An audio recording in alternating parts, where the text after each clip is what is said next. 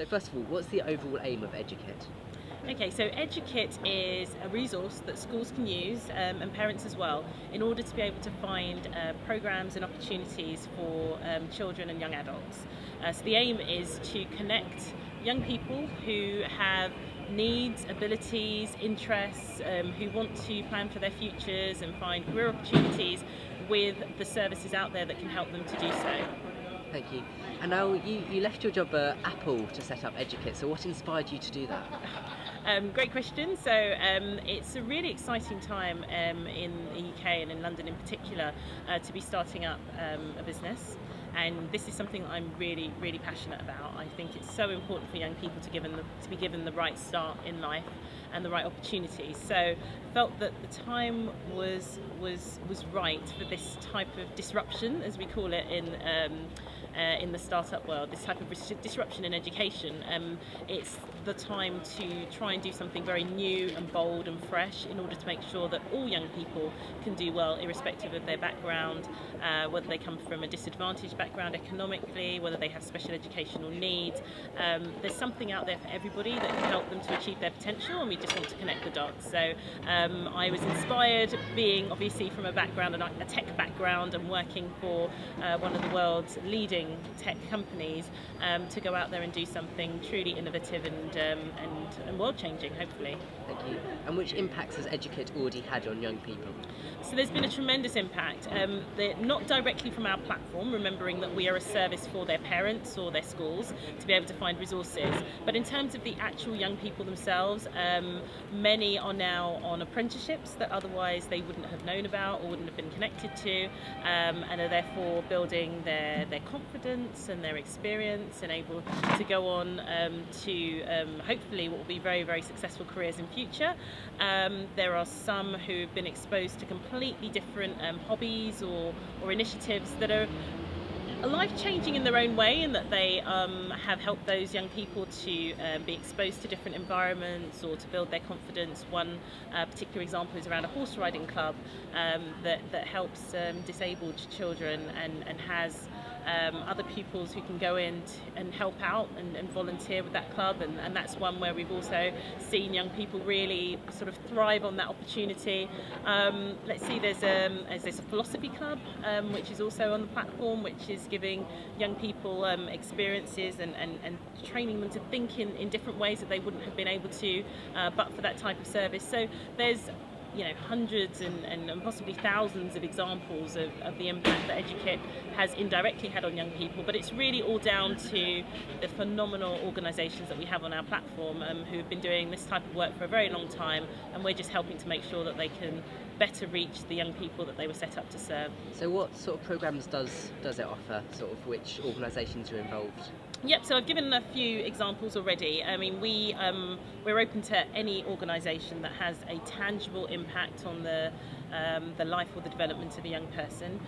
So that can be academic, non-academic, it can be a programme that concentrates on behaviours and aspirations, or it can be a programme that's around careers. And let me just qualify what I mean by programme. So I spend a lot of time prior to setting up Edukit, sitting on the board of education charities like Generating Genius, which is one example, or mentoring at organisations like Young Enterprise, and they run programmes which are effectively they're a type of interaction with a young person. They can be workshops, they can be competitions, they can be mentoring, so lots of different types of support where a young person actually gets to have help with any needs that they might have, opportunities or abilities that they want to be able to nurture, perhaps to do something like that in future.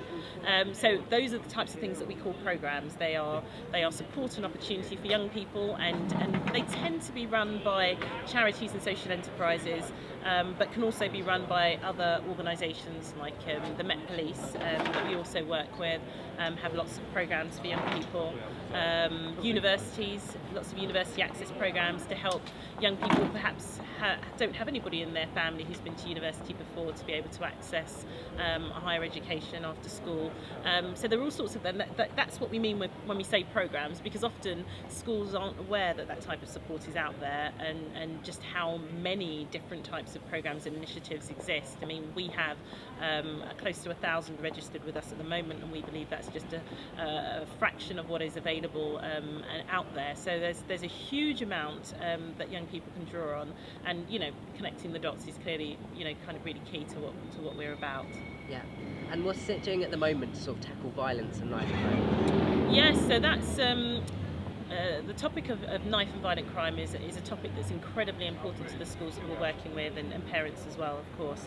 And just to sort of set the scene and give a bit of context, this year, so 2016, in the first 3-4 months, we saw more youth deaths around the topic of knife crime than we did in the whole of 2015.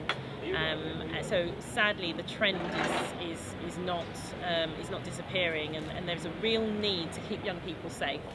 And it is an issue that surrounds gangs and antisocial behaviour, but it's also something that affects young people from all walks of life who, for sometimes no logical reason, they might just be in the wrong place at the wrong time, get drawn into this. So it is a topic that absolutely I do hope that the new mayor will see this as one of his priorities, and continue to look at work in this area.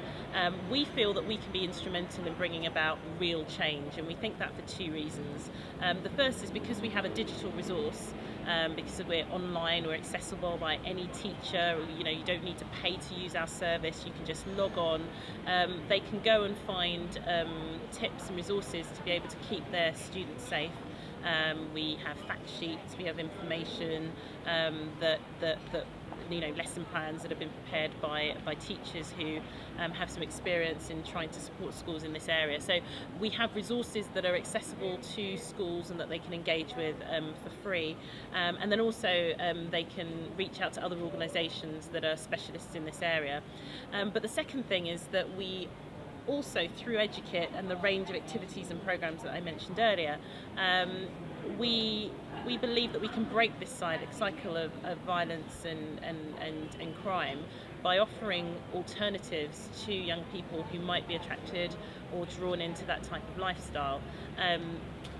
Young people in the main thrive when they're given opportunities to do so, and when they can tap into something they're really truly passionate about.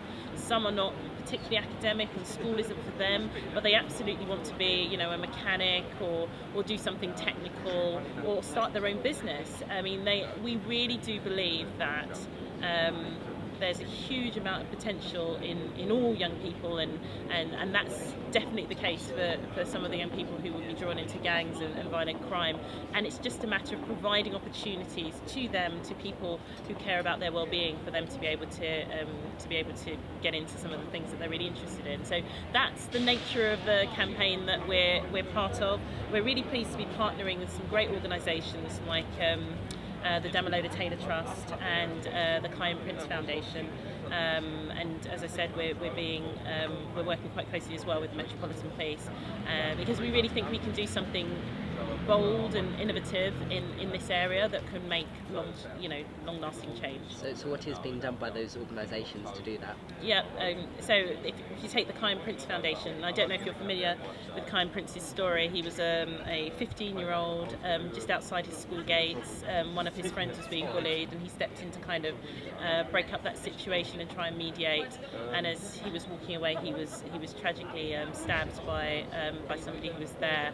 And he was a budding footballer for QPR's junior team, so Queen Park Rangers, and his dad set up the Kai and Prince Foundation in order to tackle this issue, and he does some tremendously impactful work in schools. He's going around to schools doing motivational speaking at schools. He's talking about his own experience, which is incredibly moving, and not only is he the father of Kai, but he's also in his own right world champion boxer, dancer, so he's a very accomplished individual. So he's very, very inspiring and motivating to some of the pupils in the schools. He's doing assemblies and workshops and explaining to all pupils that they can achieve what they want to in their futures, and giving them some of the tools to do that and the personal development techniques, but also warning those young people who might be, as I said, attracted by certain elements of being in gangs or crime, about the consequences of doing that. So he's doing some really groundbreaking work. The Downloader Taylor Trust has some initiatives that they're working on, some new ones that they're going to be launching, which I don't think are quite public yet, so I can't talk about those. But both organisations are absolutely committed in the memory of those that they were set up to honour, to really make long-lasting change. And both, I would say, are frustrated that we're not seeing that change happening in the way that they would have hoped, but are still optimistic that there is work that can be done to change that in the future. Thank you. And finally, Edukit is an online platform, so why do you think that technology and the internet are essential in the world of sort of modern education? Oh, great question. There is such a need for, if you think about the innovation and the creativity and just how dynamic technology is, that the things that we use today, iPhones and the internet 20 years ago, nobody had ever really thought of. So the pace of change and the transformative nature of technology is incredibly exciting. Very, very keen to see that innovation really get embedded in education. There's certain aspects of education that have already adopted technology, and it's great when we go to schools and we see them, using iPads and teaching their pupils to code and really embracing some of the latest technology. Other elements of our education are still very much grounded in the Victorian age and are desperately in need of, true innovation through technology and new ways and creative ways of doing that. So I think that the two are incredibly powerful together, and I think we're seeing some really exciting edtech, that's education technology, innovations come to life. Some of those, thankfully, are registered on Edukit, so we do also have quite an edtech presence, and we want to increase those types of organisations and opportunities on the platform, because we appreciate just how important it is in education. So I just think there's a tremendous opportunity to continue to move forward education using technology and the internet as a medium to do that, because you guys are the future, right? And the things that you're going to be building and creating 20, 30 years from now will be shaping the world, and very, very excited to see that happen. Excellent. Thank you very much for joining us. Thank you.